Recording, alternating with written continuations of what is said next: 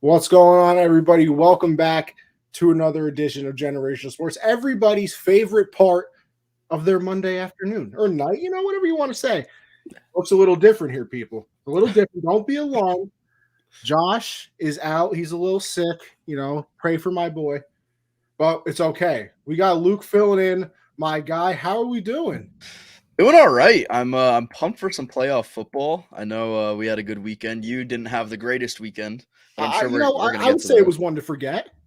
Definitely. I wanted to forget. But no, I'm having a great time. I'm looking forward to this next hour or so with you, just chopping some shit up.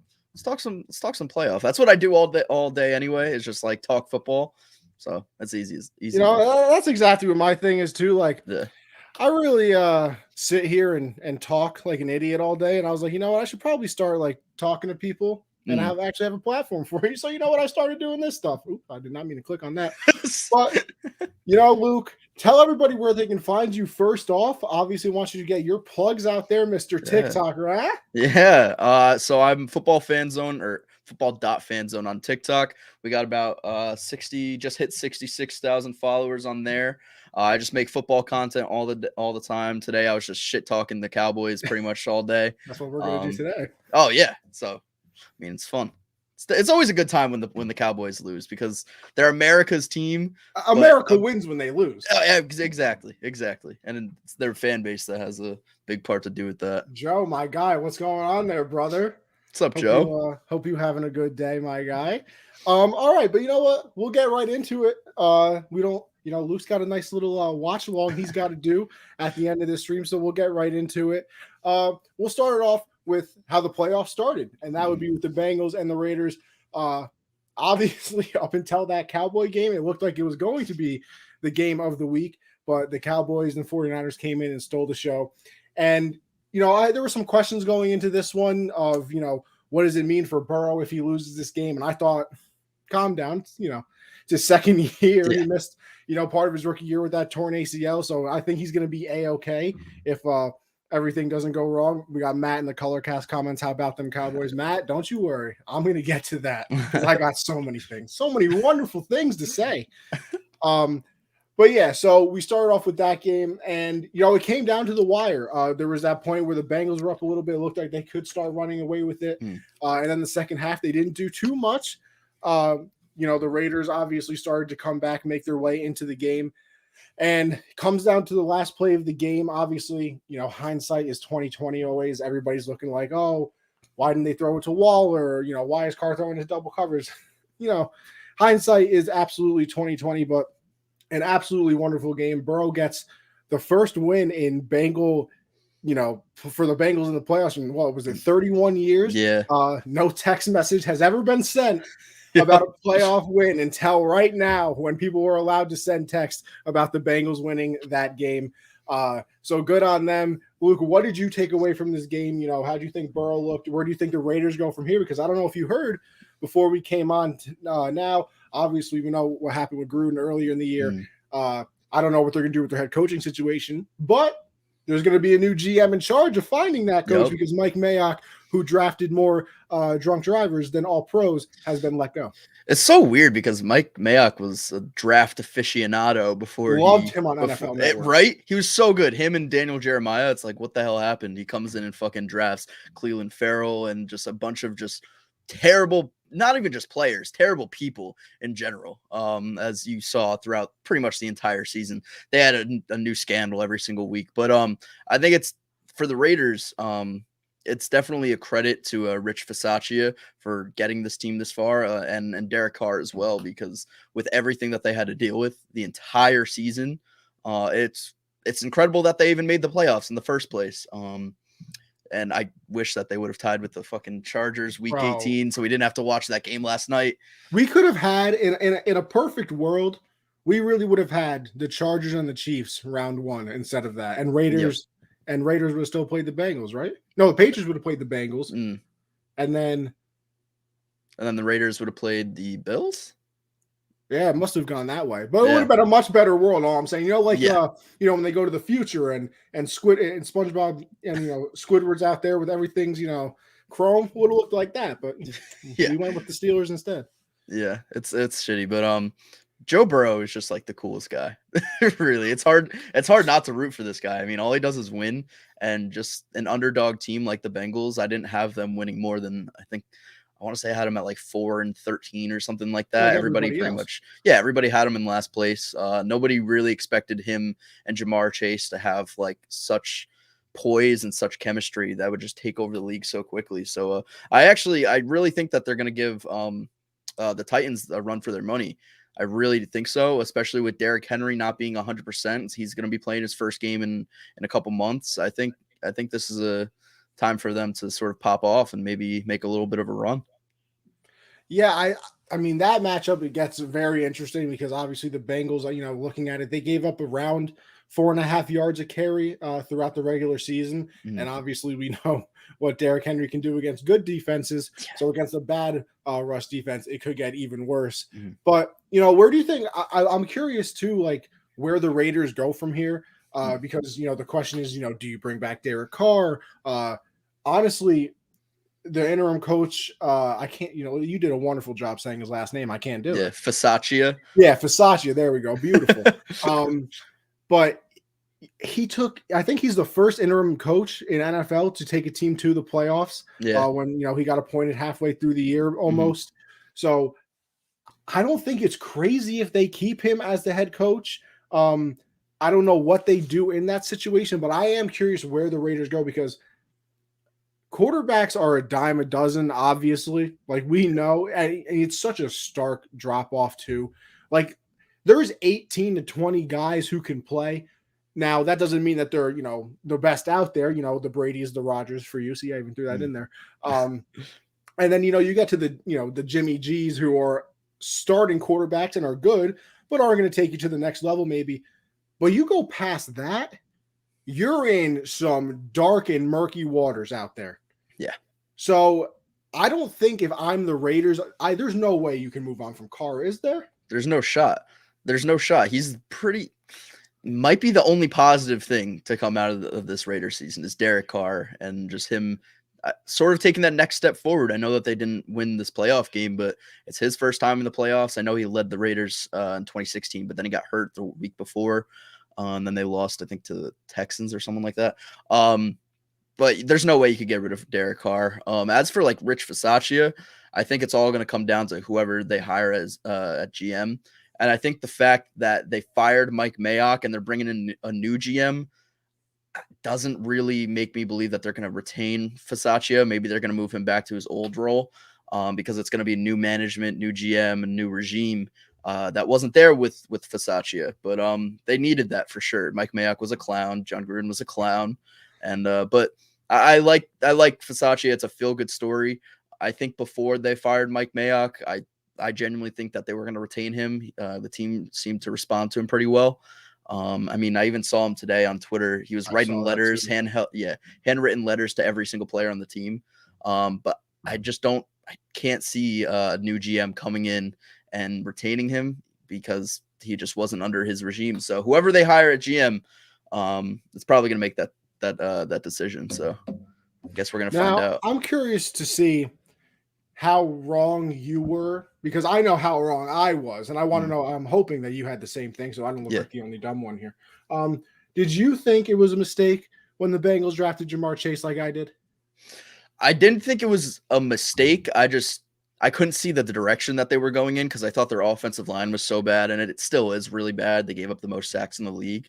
But I just think like with Joe Burrow's injury last year, the torn ACL, I was like, how can you not go out and pick a guy up on your O-line like a Penei Sewell? But I mean, hindsight is 2020. So it's like Jamar Chase, he has the only people I could compare it to is Aaron Rodgers and Devontae Adams. Like legit. I've never seen that sort of chemistry between. I mean, Stafford Cup this year. Yeah. But it just seems like unconscious. You could just throw it up to him and he's going to catch every single time. I mean, that's the type of chemistry that those two have, and they've built on it since their days at LSU. So I think a lot of people thought the Bengals were doing Joe Burrow dirty, kind of. They just wanted to get that extra wide receiver, even though they drafted T. Higgins. But that was a Joe Burrow pick. They picked Jamar Chase for Joe Burrow, and I just don't think we were able to see that until the season started. So Yeah, a season for the Raiders that I'm not into participation trophies. Yeah. I'll definitely get into that when we talk about the Patriots next.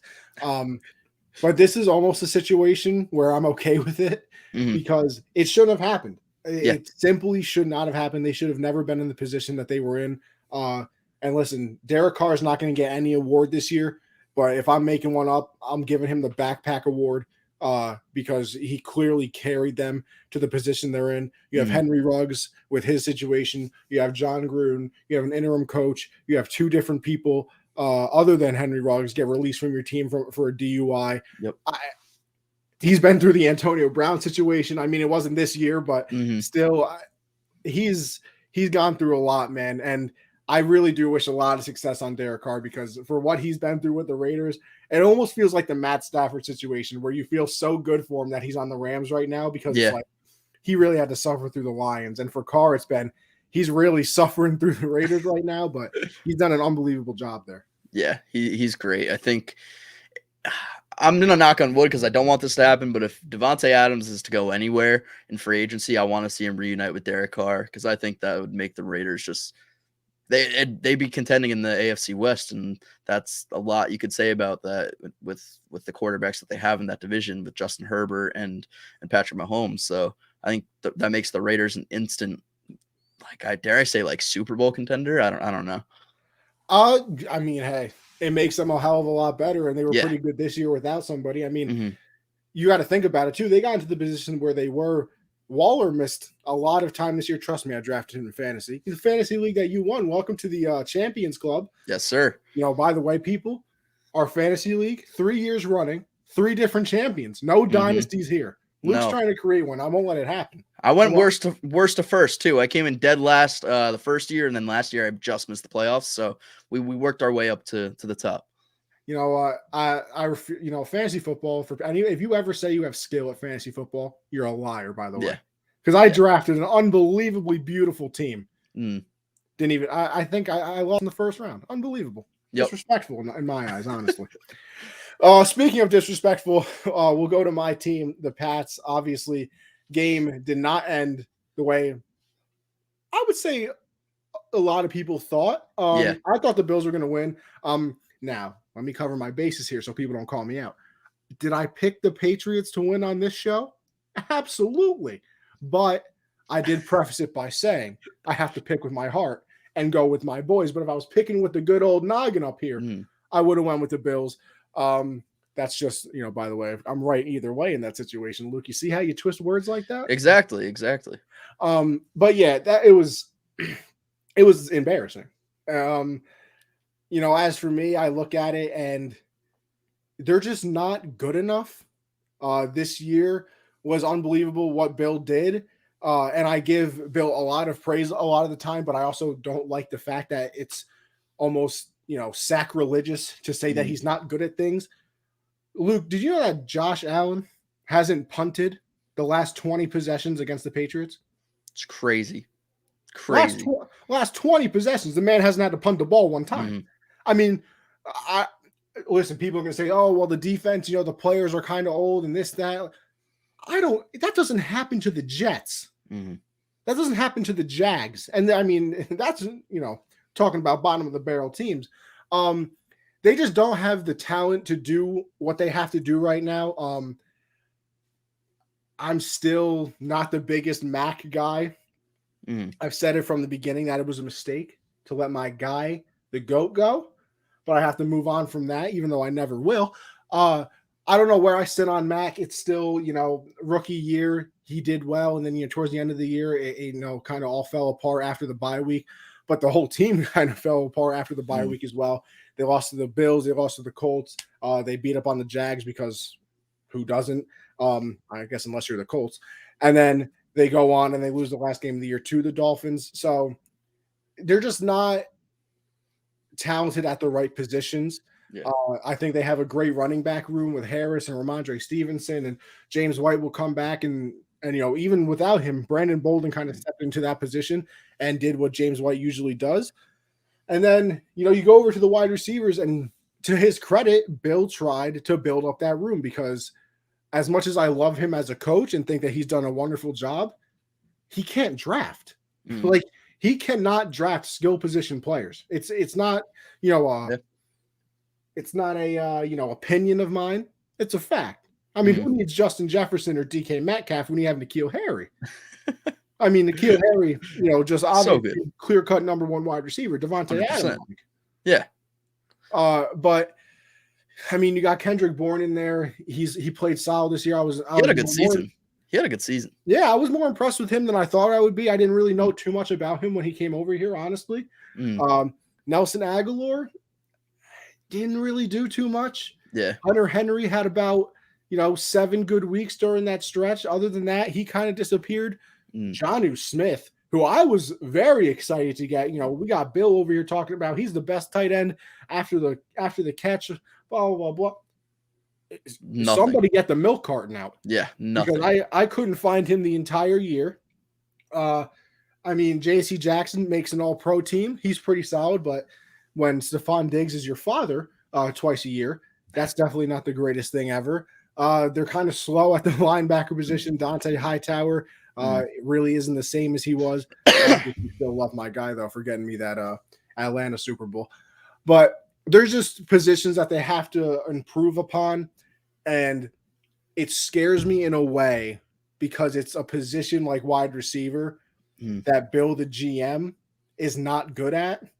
And it's not like he's all of a sudden going to say, you know what? Let me give up control and give it to some random dude. Let's have you do the draft picks. Like, that's probably not going to happen. Yeah, especially not in year 75 that he's been there. Yeah. It's been crazy. But I mean, and then you go over to the Bills. I think this is the team that we kind of thought they could be. 7 straight drives, 7 straight touchdowns. Unbelievable first time in postseason history. They played a perfect game.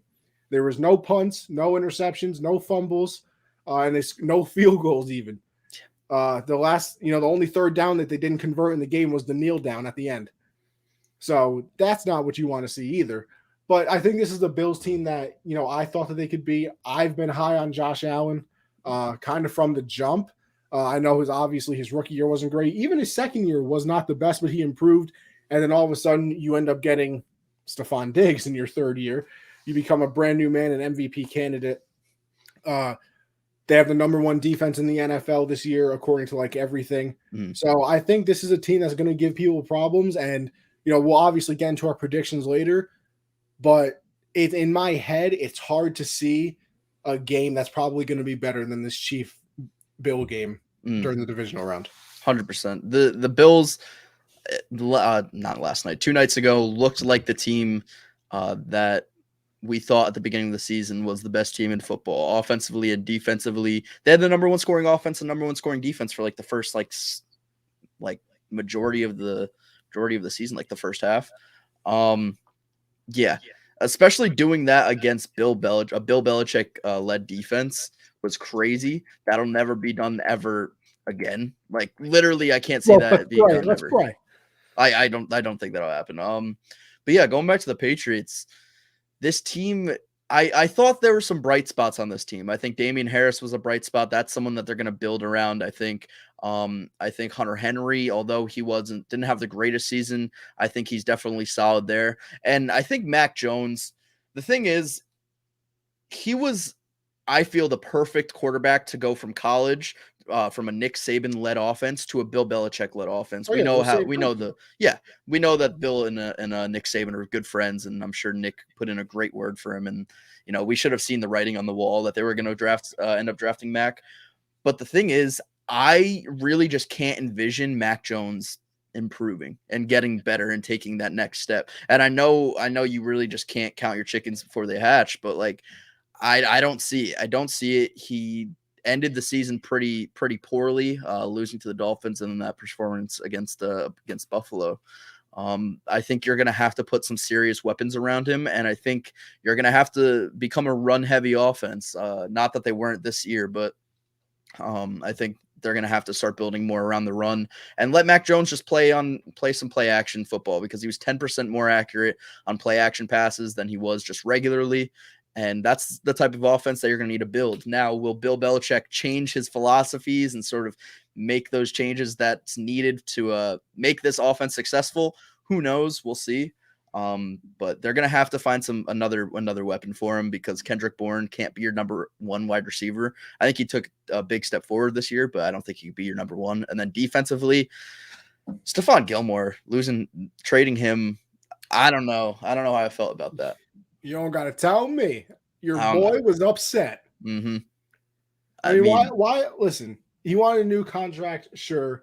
And Bill doesn't really do that. But you're going to tell me your defense isn't better with Stephon Gilmore and J.C. Jackson? Yeah. Instead of J.C. Jackson, and then, you got people like Jalen Mills, who was out for this game because of COVID. Jonathan Jones got hurt earlier in the year. So he wasn't obviously in this game as well.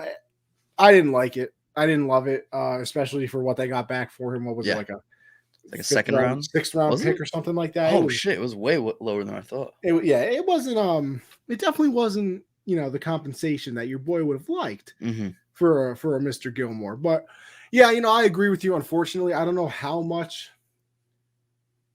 Mac improves. I think it's in that territory of, and I've said this analogy a lot recently because I heard it and I love it.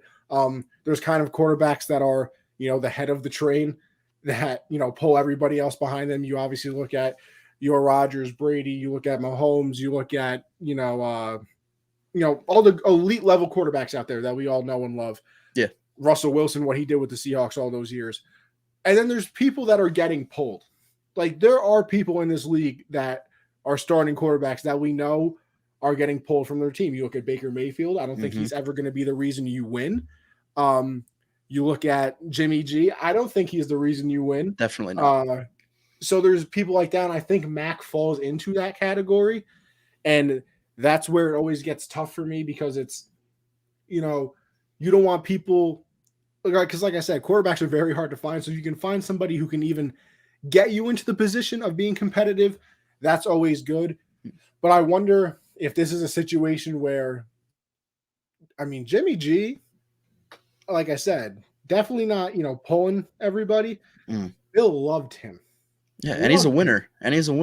He wanted Jimmy to replace Tom. Like, Tom was the reason that Jimmy is not on that team anymore. Because he basically said, well, listen, I'm staying here. You better get Jimmy off my back. I think that they're going to move on from him to go for Trey Lance. Does Bill say, listen, Mac, appreciate you, buddy, but you're going to have to fight it out with Jimmy G, see who's better, and then maybe if Jimmy wins the competition, they trade Mac away? I don't know. But I've always looked at that, situation too as, can you build a team up to a certain point where you're a quarterback away now? Kind of like the Browns, honestly.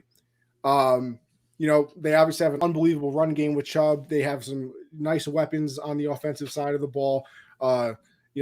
Two tight ends with Hooper and Njoku, and, Jarvis Landry's still there. And then you have defense with, your Myles Garrett and their corners. They're pretty solid. So, you're probably a game-changing quarterback away. I want to know if the Patriots can get to that point where it's, okay, we know we're this far away from being an absolute Super Bowl team, and then they go out and try and find a quarterback. Now, I don't know who that quarterback will be, because this may take, another 5 years, 2 years, and who knows what the league looks like at that point and who's available. But I wonder if it's one of those situations as well. But we'll keep our eyes on it looking forward. Intriguing. Listen, for a team that was 7-9 last year, who had Cam Newton, who should never play another snap in the NFL, by the way. Definitely not. Josh is hating that. Josh is hating that one. I was going to say, Josh, I think thankfully you're not on the show tonight, because I can say whatever I want about Cam. And, you're not going to come out here and defend him. Mr. He was an MVP. Don't care. Didn't ask. He made it to a Super Bowl. Yeah, it didn't even fall on the ball. Didn't even fall on it. It always comes back to that. It always does. But we'll move on once again to another game that just didn't live up to what it was. I don't know, because here's my thing, right? The Eagle-Buck game, I was a little excited about, because, Luke, I don't know if you heard it, but like all week listening into the New York radio and stuff, and I guess they're not very tapped into that Tampa Bay weather report, I kept hearing that it was going to be a monsoon there. We're supposed to have some winds, a lot of rain over there in Tampa. I turned on the game. There's nothing going on. It was perfect. There was absolutely nothing going on. So there goes all my excitement for the game, because now the Bucs are going to come out there and mollywop them, and that's exactly what they did. Brady looked perfect, and I think the big thing for them, I was never really concerned that they were going to lose this game, but the fact that their defense is kind of getting healthy again at the right point. Sean Murphy-Bunting didn't play in this game because his hamstring was still a little iffy. He'll probably play next week, which will obviously be very important. Lenny Fournette, he did not come back for this game. His hamstring was still a little iffy. He'll probably be back next week. The main concern right now, obviously, too, though, is Tristan Wirfs. I just saw it on the ESPN little ticker that he's in a walking boot, and it's going to come down to like the last second if he's going to be able to play in that game, which is obviously very big, because you look at what the Patriots did all those years and what the Bucs did right when Brady got there. They built a wall around Brady. I mean, their offensive line, listen, you got to know what you have. Maybe you don't build an absolute brick wall if you got somebody like Lamar Jackson or Josh Allen back there. But Brady, let me tell you something. I'll give you a little hint here, people. Come closer to the headphone. He's not going to really escape pressure. Breaking news, but he's not escaping pressure very well. So they built that brick wall around him, and obviously if Wirfs is hurt, it has a little chink in the armor. And even his backup got hurt in that game as well. And even when he wasn't, he was getting absolutely bull rushed. And Ryan Jensen too. Yeah, Ryan Jensen got hurt and came back into the game. And I was concerned for him, because I don't know if you were watching it. When he got hurt, he was on the field crying. And I was punching like, the ground. Oh no. I was like, something's torn now. And then like a drive later, he was back into the game. So good for him. Obviously, it looks like he's okay. But yeah, I mean, just a dominant performance for the Bucs. And then, you go over to the Eagles side of things. This is another situation where I'm not into participation trophies, but I might have to hand out 2 during the playoffs. Nick Sirianni came in here, with his weird-ass press conference to start off the year, sounding like a freak. Then halfway through the year talking about we're planting things down and the roots are going to grow, and again sounding like a weirdo. Yeah. And then they all of a sudden go on a run and become one of the, I think they ended the season like 7-2. That last loss of the season barely even counted. They sat everybody. Jalen Hurts improved. They have 3 first-round picks this year. There's a lot to look forward to. There's some people who aren't high on Hurts. I still give him some time. Listen, here's the thing. You have 3 first-round picks. I'm not picking a quarterback with any of them. Yeah. I think that's all you have to know about Hurts. Maybe right now he's not the most perfect person in the world, but in my eyes, this was his rookie season. I know everybody's going to say, oh, well, he was in the league. He played, 3 games last year. I don't really care. Listen, in baseball, you need like 250 plate appearances to not be considered a rookie anymore. He got like 100 snaps last year. Calm down. He goes from like a 50% completion percentage to a 61 this year. He had about 700 yards on the ground. So obviously he was a big part of their running game as well, which is what they, kind of turned into throughout the season. So in a year where they weren't really supposed to do anything, because this was once again kind of like a Bengals situation where I thought they would win 4-5 games, they end up winning 9 and go to the playoffs. Good on them. Yeah. I mean, the Eagles definitely have a bright future with those. I think they have back-to-back picks, and then they have like another pick, like 3 picks after that. I think they have 15, 16, and like 19 or something crazy. I think that's right. Yeah. Nick Sirianni couldn't have called a worse like fucking game against the Bucs. Like literally a worse. It's so crazy because every NFL fan, everybody on Twitter was complaining so much earlier in the season about Miles Sanders not getting any carries, the Eagles not running the ball, and then all of a sudden the Eagles are the number 1 rushing team in the league. It's so weird. But then it's almost like they featured Miles Sanders too much in this game. Everything was either an RPO where Jalen Hurts is running it, it was a rush with Miles Sanders, or it was a fucking wide receiver screen every single play. Like every single play. It's so crazy. I just wish they would open up the offense a little bit. But that's the thing with Jalen Hurts is you have to build a game plan around him, because he doesn't have the sort of skill set to go out there and start slinging it and start throwing for 300 plus yards every game. And honestly, they don't have the receivers for that either. I know Devontae Smith is awesome, but they looked at his way maybe 3 times yet a couple days ago. It was crazy. He didn't have his fucking first catch till I think Like midway through the third quarter. yeah. Yeah, it was something crazy like that. I don't think they take a quarterback in this draft. I will say, I genuinely think that Gardner Minshew could have ran that offense better had he been the starter. And I'm telling you, like, I know Jalen Hurts can run, and I know the offense is designed around RPOs and him running and play action and stuff like that. But in that position where you're down a lot, I think you go with Gardner Minshew. At least he could play some vertical game. At least he could throw the ball down the field. And honestly, in the time that Gardner got in the season, he looked good. Like, he looked good for a backup. We're not allowed to say that. Is Gardner Minshew might be the best backup in the league, and he might be better than some starting quarterbacks in the league. He should get another shot at least. I mean, hey, for a backup, see, here's my problem, right? And I've had people say that because we got some Eagle fans in our network. Here's my problem with backups, right? Yeah. Everybody falls in love with the backup. How many times has Nick Foles come into a game and we're like, you know what? I don't know why this guy isn't starting in the NFL. Look at him. He's unbelievable. What a goddamn Super Bowl. And then he goes to the Bears and we're like, that's why you suck. That's why you've been a backup here. Except against Brady. Except against the GOAT. I mean, he has his number. I don't even remember that Super Bowl. Never even heard of it, actually. No, I'm not talking about the Super Bowl. I'm talking about the fourth down play. I'm talking about the big four. I don't even remember that one either. Yeah. You know, I forgot it, kind of like Brady forgot it was fourth down. You know what I mean? Yeah. But I don't know. Like, I feel like we all fall in love with the backup all the time, and then it's like 2 games later, and we're like, oh wait, that's why you're a backup. Kind of perfect example. You're gonna sit here and tell me, including myself, because God did I love it, that Mike White wasn't the greatest thing since the discovery of fire. And then Mike White comes out, plays like trash, hurts his hand, and I've never heard Mike White spoken about again. Literally. It's crazy. So I don't know. And, you know, here's the other thing, too. I feel like people always forget about matchups, right? And the NFL is a very matchup-based sport.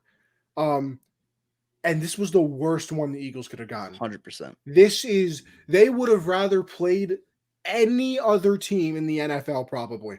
You're the number 1 rush offense against the number 1 rush defense, who, by the way, has felt like the Bucs. See if you disagree with me here.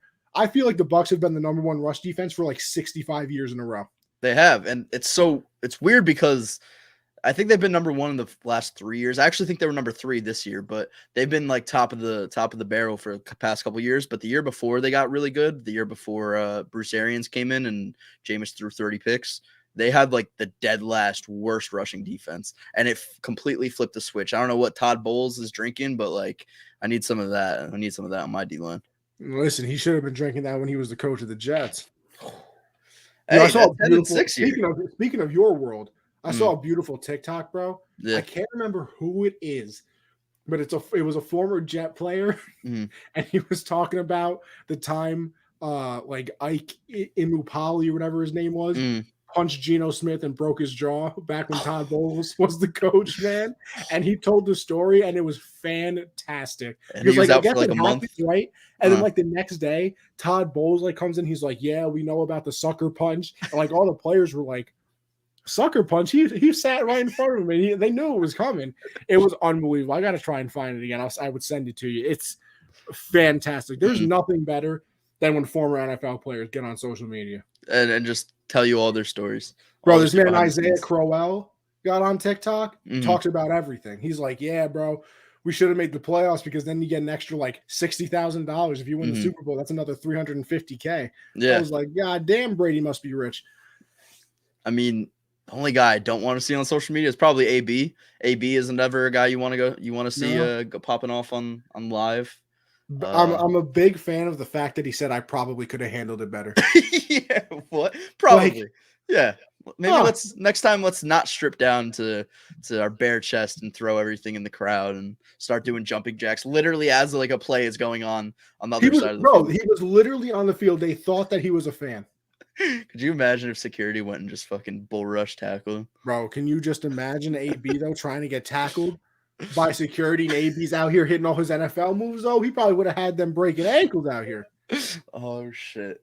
I still let me just say this is off topic, but I can't not believe how people are sympathizing with Antonio Brown and Luke, don't saying get me that started, bro. it was You're gonna Bruce start a whole Arians. thing. It's crazy. Antonio Brown was not out there because Bruce Arians said, "You know what? I need you to play on a broken ankle." If Antonio Brown's ankle was really that hurt, he would not have been playing. You know, the reason he was playing was to get his fucking incentives that he was like 100+ yards away. He was just like a few catches away. He wanted to get his money. That was the reason that he played, not because Bruce Arians forced him to play. Crazy. Look, let me here's the perfect example. This is the exact reason I know AB is full of shit, right? Do you have siblings? Yeah. Okay, perfect. Perfect example. You break something in the house. First thing you do, you go up to the siblings. You're like, listen, we got to get our story straight, right? You know, the dog came over, bumped it a little bit too hard. The vase fell on the ground. Bam. But in reality, you were out there playing living room football and you threw a pass a little bit too hard to the little brother, smacked him right in the head, hit the vase. Yeah. This man, so all of a sudden, it was, he's making me play hurt, man, blah, blah, blah. And then I don't know if you caught it. Was Sean McCoy was out there on I Am More Than an Athlete or whatever it was, you know, Brandon Marshall and everybody. And he's telling the story of how, you know, AB the week before, 10 catches, 100 yards. And now all of a sudden this week, they're going to Gronk a lot more. He's not going to get his incentives probably. Exactly. All right, so which one is it? You literally just told on yourself. Which one was it? Exactly. And, Antonio Brown just has the greatest track record. How could you not trust a straight up honest American citizen like that? No, you know what? I would let him watch my children as a babysitter. I would, trust him with my finances. That ankle was so bad, he went out and shot a music video. The very next day. It almost seemed like the whole blow up thing of him on the field was just an ad for his music career. Like the whole thing. Everybody's talking about AB now. Oh yeah, let me promote everything of mine on my Instagram. Crazy. And now this man out here with Josina Anderson already reporting he could get another job if he really felt like it. He probably will. I don't understand. Give it a year or two. People will forget he's going to be. Because here's the thing: it happens every time. I'll give you the AB game plan right now. Ready? So something goes wrong. He doesn't like. He blows up, leaves the team.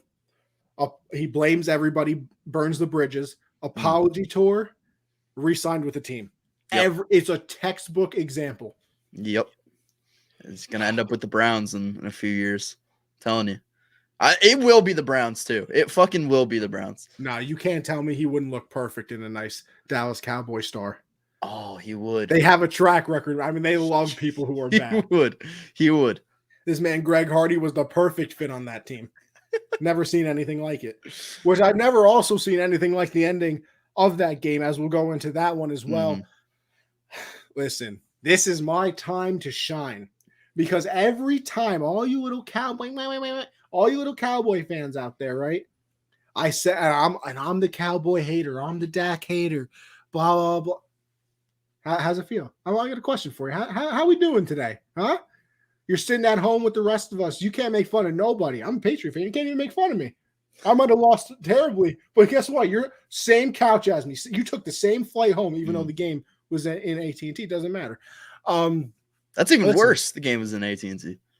Listen, here's my thing. And first of all, by the way, Jerry, your stadium's like $5 billion, and you still built it where the sun gets in your players' eyes. Crazy. It makes no. You know why? He thought that because of the stadium was going to be such a big attraction, there were going to be other buildings built surrounding the stadium so that those skyscrapers would block out the sun. Yeah, never happened. Well, actually, I saw it on Twitter and it made sense to me. The construction workers actually just never thought that the Cowboys would be playing that late into the season. Yeah. Where the sun, where the sun would actually affect them. So it doesn't matter. Bills are winning the Super Bowl. I got in the color. Hey, listen, you know what? In this color cast comment, I wouldn't be surprised. They got a unbelievable defense, and my boy Josh Allen, who's better than Lamar Jackson, by the way. Luke, I don't know if you know that that's my take. No, that's a fact. Okay, well, I get a lot of hate for that, by the way. A lot of hate. But anyway, I'll stick to the Cowboys because I love seeing them miserable, by the way. So here's my thing, and I've said Dak is mid all year and Mhm. his entire career. Whack Prescott is his name. Wakota Rain Whack Scott. Man is Wax. not good. I don't listen. 6-0 against the NFC least. So they Mhm. pound their chest. This year is different. Guess what? You were 6-5 against everybody else. Yep. Just like every other year. Because it's the same story over and over again. Every year, you're going to be better than the NFC East probably because they're terrible. You have the Mhm. Giants in the division. You have a team with no name and Dan Snyder in the division. And Mhm. then the Eagles, every fourth, full moon, decide to put together a team. So no crap, you're going to be better than them. But here's the thing, right?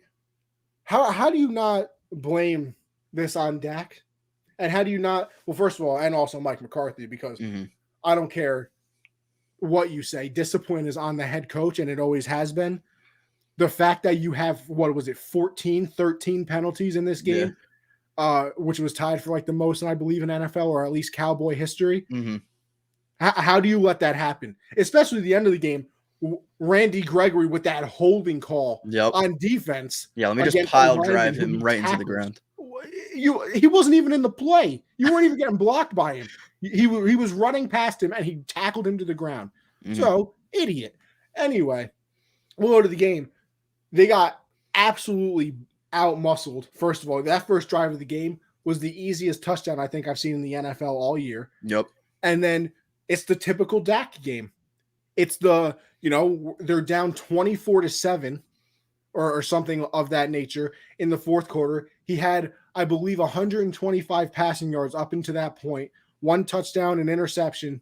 And in the fourth quarter, all of a sudden they come alive and he throws for 111 yards in the fourth quarter. He brings them all the way back. Mhm. And about $75 million for what? Exactly. $75 million guaranteed for absolutely nothing. This is the Tony Romo era all over again.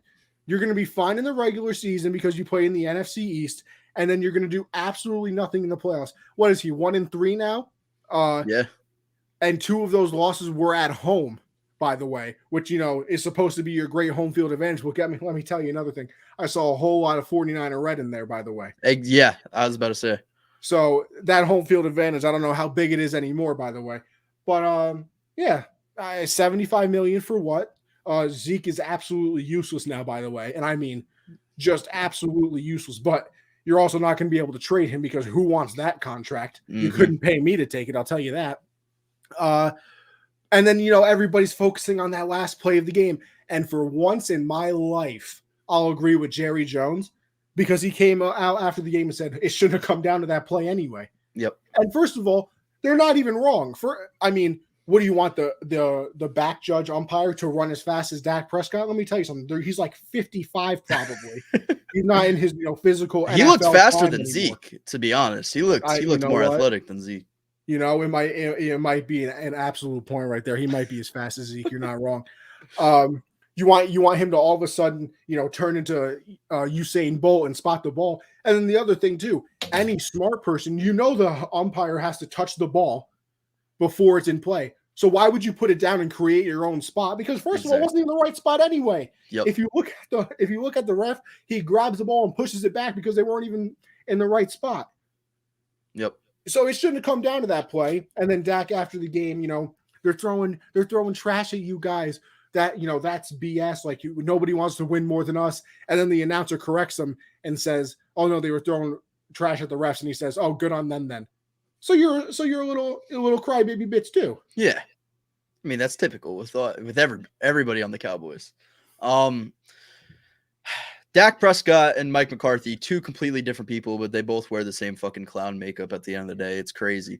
Mike McCarthy, I know like more than anybody because I've been through this for fucking ever. Mike McCarthy is the biggest fraud, and I swear the only reason he has a job is because Rodgers carried him to a championship that one year. That was over a decade ago, and the NFL is what have you done for me lately? What the fuck has Mike McCarthy done for the Cowboys, for any organization? Literally, it doesn't make sense. He doesn't call plays. That's Kellen Moore.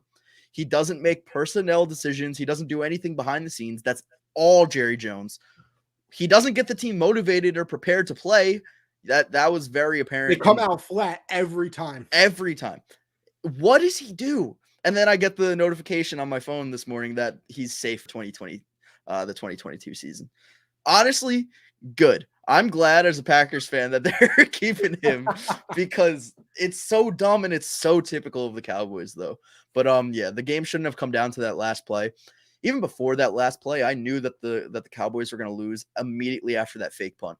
They call the fake punt. It was so perfect. They get the first down. I don't know why the 49ers weren't expecting something like that in the first place, but it was so perfect. They get it, right? Then they keep their special teams out on the field. They're trying, and I'm like, what the fuck is going on? They bring the entire play clock down.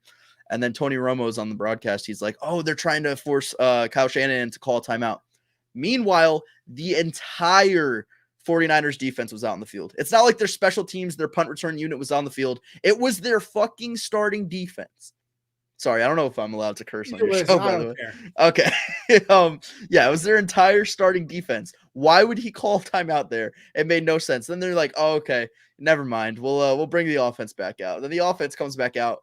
And guess what? There's no time left on the play clock because of all the shenanigans that they were trying to pull. It was stupid. It was the worst minute in football history. They get called for delay of game, 5 yards back. That's just typical Mike McCarthy. This team, it was surprising. I thought they would win this game. Let me just say firsthand, I thought they were going to win. Because I just looked at the quarterbacks and I didn't think Jimmy G would have been that guy. And guess what? Jimmy G wasn't that guy. He tried so hard. He tried so hard to sell. Mm-hmm. It was bad, and it was typical Cowboys. It was it's almost like a poetic ending to their season because it happens every year. Like the Cowboys, they get off to a hot start. You're thinking that, they're going to make a run, and then it all just crashes and burns at the end. I think they need to get off of Zeke, whether that's releasing him or trading him for bare minimum. Like, he doesn't offer anything to your team. Tony Pollard is a much better option, and I think they're going to have to get another guy behind Tony Pollard. But, it starts with Zeke. It starts with getting your run game back because that's been the Cowboys' bread and butter for the past decade. He's only good when they rush for over 100 yards. Exactly. And they're not able to, and they lose because of it. So I think you got to get off of Zeke. I think defensively, they're in a good spot. Trayvon Diggs is a little bit overrated, but I agree. But I do think that a lot of people are saying he shouldn't have gotten that all-pro nod. I still think he should have because his picks were game-changing, and that's other than Micah Parsons, he's, I think, the biggest reason that they were able to win so many games was because of his game-changing interceptions. But he just can't cover. But I think they have a bright future. It's not like I'm going to say that they're not contenders. I'm sure they're going to come back next year with another 12-win season and then lose in the divisional or some shit like that. But, I mean, that's the team that they have. So, I mean, honestly, the smartest I think I've ever sounded, by the way, is that I said when they played the Cardinals and then this game, whenever the Cowboys have to prove something, it never goes properly. Yep. It never works the way it's supposed to. They were supposed to prove themselves against the Cardinals, take an L. I picked the 49ers in this game to win. At least I believe I did. I hope I did. Josh is the one that keeps track of everything, so I hope I picked them. But they're supposed to prove themselves, and this happens every single time. Yep. And until it happens, until I am proven wrong, there is no reason to bet against it. It just wouldn't make sense. It's true. It's true. And they're going to come back. It's year after year, too. It's the same thing every single time. And Jerry Jones will never learn. And he'll just throw another $75 million at Dak Prescott, throw $30 million at Zeke Elliott. And it doesn't make sense. He needs... Never mind. I was going to say something about Jerry Jones. I don't think they're going to be anything special until Jerry Jones just isn't with the team anymore. Genuinely. And whether that's because when it's a little old Yeller situation, we're talking about behind the barn. Yeah. They can't win with him. And Jerry said, I think after some championship in the 90s, he was like, I saw a report, he said that he was going to sell his soul to the devil for that one last championship, and he would never ask for another championship ever again.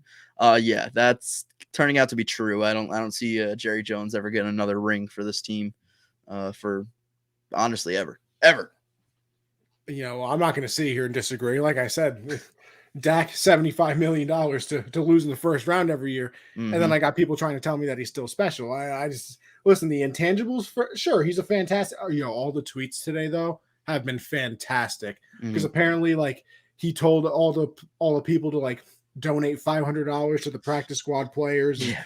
and blah. First of all, by the way, nice gesture, but you also made like $40 million this year on the field and probably like another 20 off of it. So you probably could have nice little rack here or there could have Yeah. given them a little bit more money, but still a nice gesture. So let me not.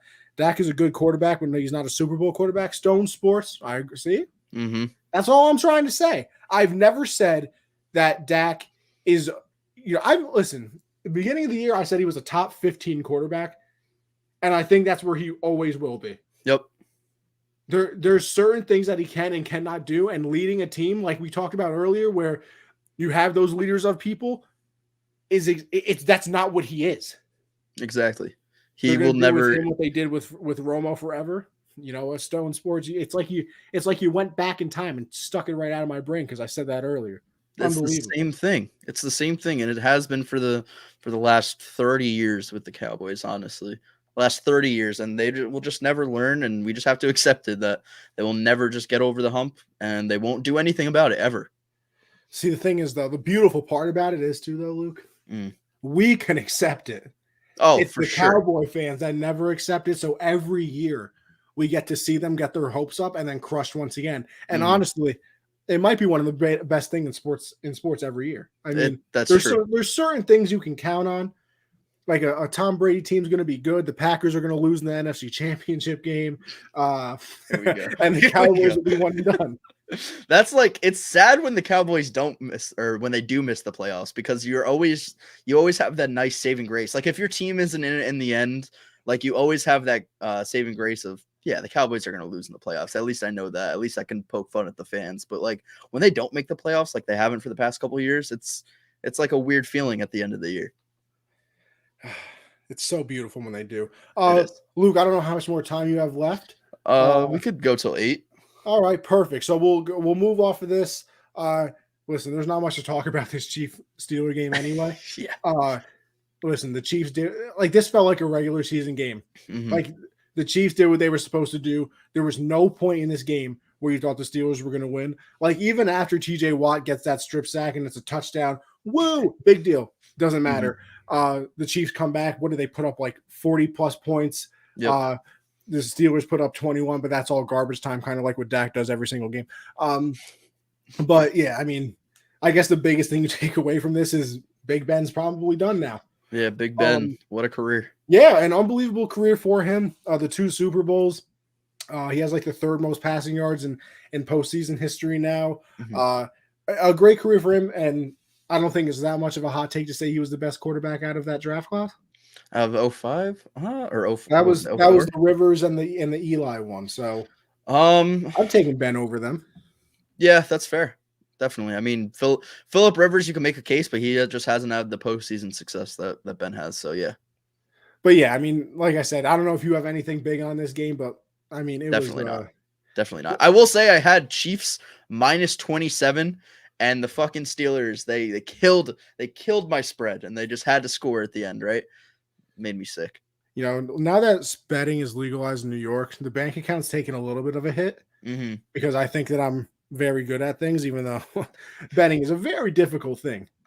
Here's my thing, right? I have no idea how professional bettors exist because my heart is sitting there palpitations like I just ran a marathon when I have like $5 on a spread on a parlay that can win me like 40, and they're out here betting $30,000 on the Super Bowl futures who they need, like the Packers and some random team to make the Super Bowl for them to win 600,000. I'm like, bro, how do you live every day? Right. I made a bet. I want to say I put 50, I think, last year mid-season on a futures bet that Washington football team would win the NFC East, and that was the only like big bet that I've ever won in my life. And I'm not 21 yet, but when I turn 21, I will definitely try to exceed that number, 500. Let me tell you, I think the biggest one I've had, I made a baseball parlay last year, and then I also live bet one of the games that I parlayed because they were losing in like the 9th inning. And they came back and won. I won the parlay for like $350. And then I believe the live bet got me like another like $50. It was a beautiful time in my life. What teams was it? Oh man, I don't know. It was like I know I remember the live bet was on the Dodgers because Mookie Betts hit a home run in the 9th inning to tie it. And then they went to extra innings and they won. But I don't remember the rest of the teams. Gotcha. Although, as you can see at the bottom of the screen too, Underdog, your boy a couple weeks ago picked a nice $200 winner. Hey. On some nice over-unders. So listen, if you guys haven't gotten in on the fun Underdog Fantasy, use code Gen Z to double your first deposit up to $100. Beautiful time. Beautiful time over there on Underdog. But Luke, we'll finish this out with our predictions for the rest of these games. So we're moving into the divisional round. Obviously, wild card weekend is actually, no, I lied. We got one more game. Give me your thought on tonight. I've said from the beginning of the season, I think that the Cardinals will make the playoffs, but they're going to be too young and just for the spotlight. And I think that's what's going to happen tonight. I know that they beat the Rams on the road, I think like week 4 or 5. I just don't see it happening tonight. I think the Rams are too talented to lose this.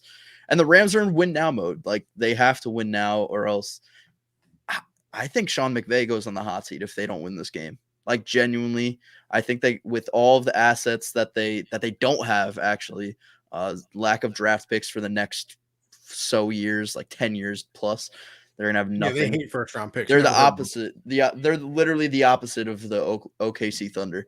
They have nothing. Yeah, I think Sean McVay goes on the hot seat if they don't win this game. But I think they are. I think they are, and I think they're going to Tampa. I'm gonna go.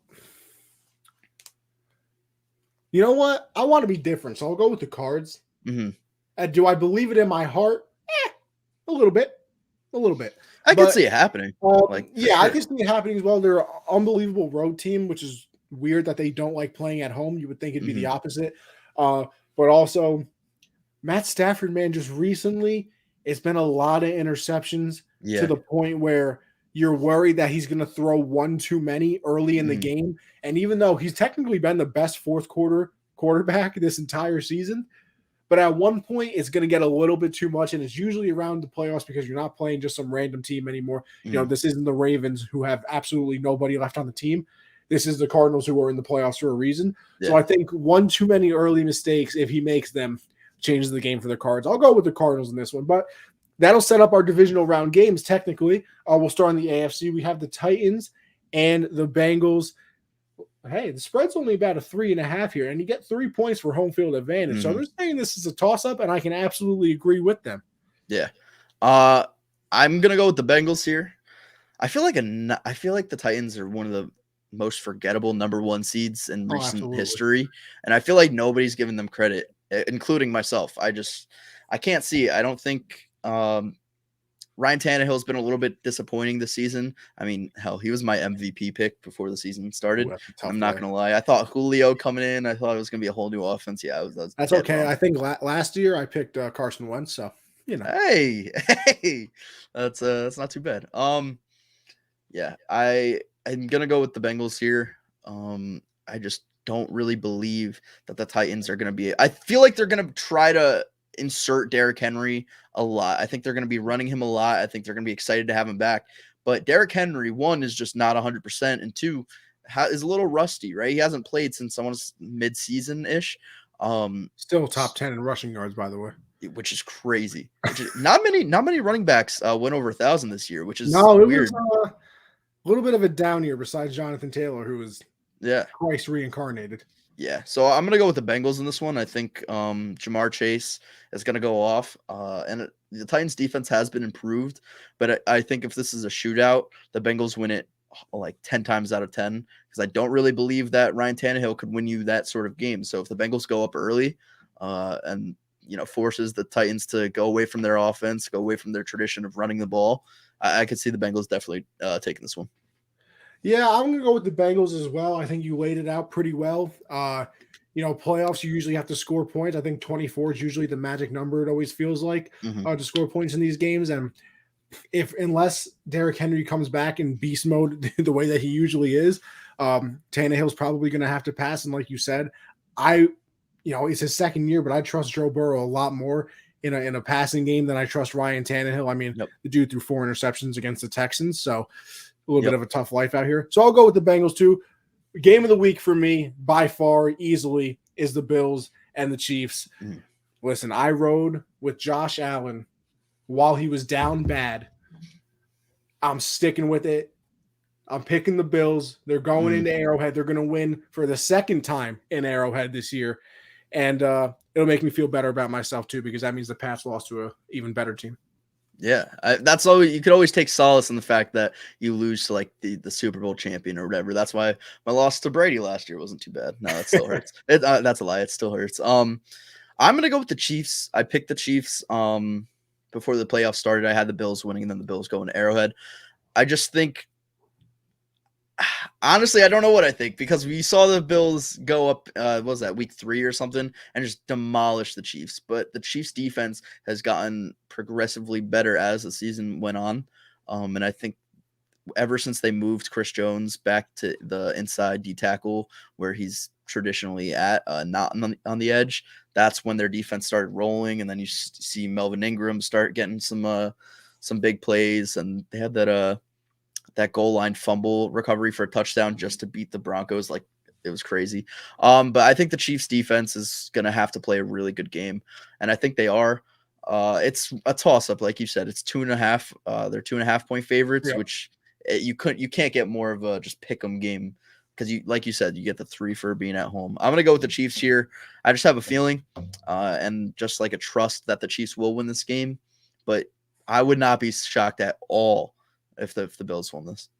It's time for your team there, guy. We got the Packers and the 49ers.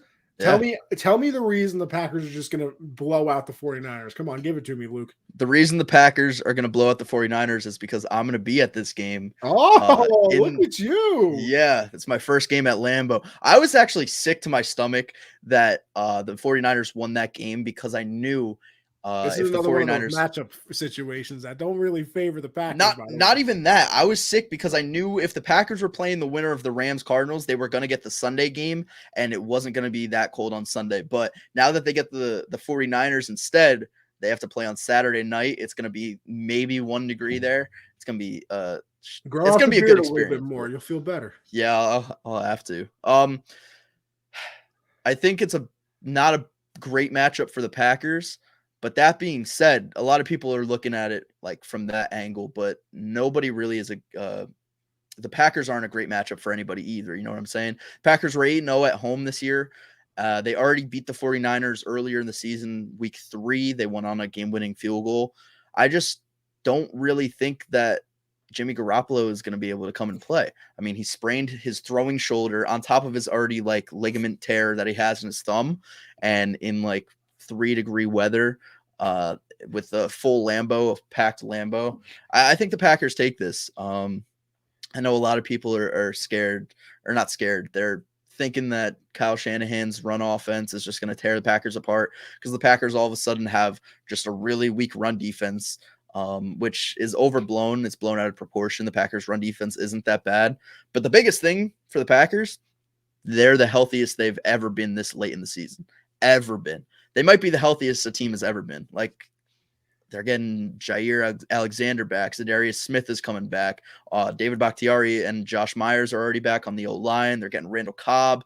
Everybody, the whole troops, even Whitney Merciless. So I think the Packers win this. How's the Joe Rogan toe? Oh, Joe Rogan toe. He's not going to be able to feel it in that weather. So we're looking good. Just wanted to make sure his toe's A-okay. Oh, yeah, 100%. I'm going to go with your Packers as well. Now, would I love, and I mean love, for the 49ers to win? Of course I would. But I think they're going to be a little bit too much. You know, the 49ers secondary, not the best out there. And you obviously have Devontae Adams going up against them. Yeah, I'm going to take that matchup over a lot of things in the world. Obviously, Aaron Rodgers had another unbelievable year. Should finish second in the MVP voting, by the way. But yeah, like you said, it's kind of the Bucs situation last year. You look at the Bucs last year, everybody was like 100% coming into the playoffs.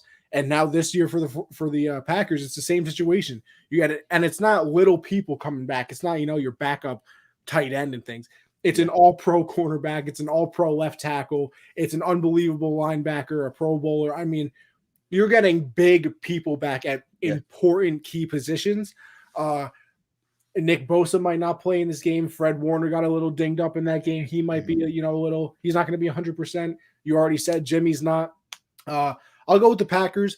I think they keep it competitive for a little bit, and then the Packers, kind of pull away at the end. But I'm excited for this game too, man. It should be a good one. Here's a stat for you real quick. Okay. 49ers, the 32nd ranked team against number 1 receivers this year. Dead last in yardage allowed. That means Devontae's going off for at least 100. At least 100. Yo, be bold. Come on, Luke, say 150. All right, 200. Okay. We're playing Jeopardy out. 200. We're playing what's that? Wheel of Fortune? No, not Wheel of Fortune. What's that stupid game? What are you talking about? Well, where they have to guess the price of something. Oh, Price is Right? Yeah, there we go. What? You forgot that? I'm not a very smart person out here, okay? they give these shows to anybody, trust me. And then we rounded out. The Bucks are going to face the winner of this game. So you have it being the Rams. I have it being the Cardinals. Let's just meet in the middle. I'll give you the benefit of the doubt. Say the Rams win. Who would you take? How about this? How about we do it with both situations? Yeah. I'm glad we're doing it because I think if it's the Cardinals, I think the Bucks destroy the Cardinals. And I think if it's the Rams, I think the Rams go in and beat the Bucks. That might just be the Packer fan in me. Maybe. But you think that this offensive line of the Bucks is starting to get beat up, and then you think Aaron Donald is going into the playoffs with healthy ribs this time, and he's 100%. Now they have a Von Miller on the other side. I think that's going to be the key for any team to go up against Tom Brady is to get pressure on him and make him feel uncomfortable and to get sacks on the quarterback.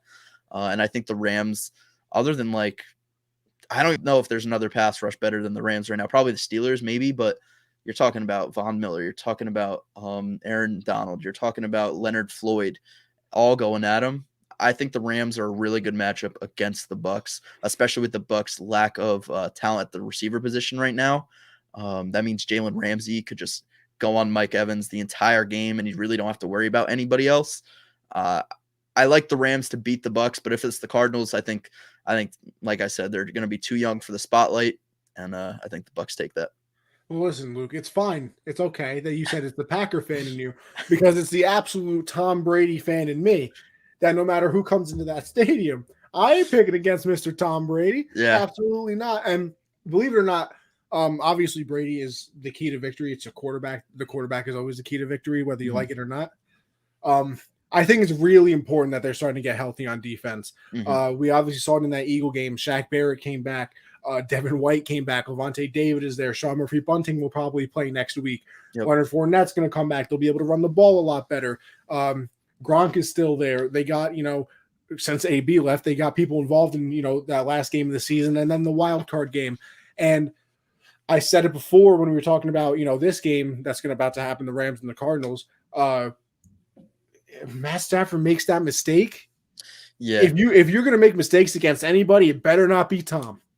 It better not be Tom because he will absolutely take advantage of it. So I don't know if it's bold, but whoever faces the Bucks, I'm going with Mr. Brady. But that'll wrap it up, people. Luke, I appreciate you coming on the show, brother. Phil, and for my guy Josh. Obviously, Josh, feel better, my brother. Yes, Josh. But before we go, of course, Luke, plug yourself once again. I know you're doing a little something over here on the TikTok after we get done here. So tell everybody where they can find you and everything about you, brother. Yeah, you can find me on TikTok at Football Fan Zone. You can follow me on Twitter at Luke_Rosenthal. I got to build the Twitter following up a little bit, so make sure you guys do that spiritually. Yeah. And we're going to do a little watch along Cardinals Rams right after this, probably in about 10 minutes or so. And I host a podcast of my own, the Totally Unqualified podcast. We're on all platforms. If you want to check us out, it'd be greatly appreciated. I appreciate you for asking me to come on. Of course, brother. You're welcome anytime. I knew, I had to make sure that you were home and available. Yeah. Have you on more often. As for me, you guys know what it is by now. You can find me Anthony Conover _ on Twitter for all my thoughts on the world. And by the world, I mean sports because that's the only thing I pay attention to. Make sure you follow this pod down below, Gen Z Sports over there on Twitter. You can follow the Instagram at the same name, post some clips over there as well. Twitch, Anthony _Conover. I put all of the podcasts up there as well. We do this every Monday, 7 Eastern, me and Josh usually. Obviously, we had Luke fill in. Tuesdays, I do the hard count with me and CJ where we talk about everything that's involved in football. And then Thursday, I do backstop banter with me and Michael where we talk about everything in the baseball world. So make sure you check out everything. I got a link in my bio for Instagram and Twitter. Make sure you check those out. But Luke, thank you once again for pulling up. Guys, make sure you go find him on TikTok. Go watch his little watch along with him. I'll make sure I get in there, just because I want Luke to give us a shout out. Realistically, I don't actually like this kid. But with that being said, everybody, we will catch you on the next episode. Thank you for tuning in once again.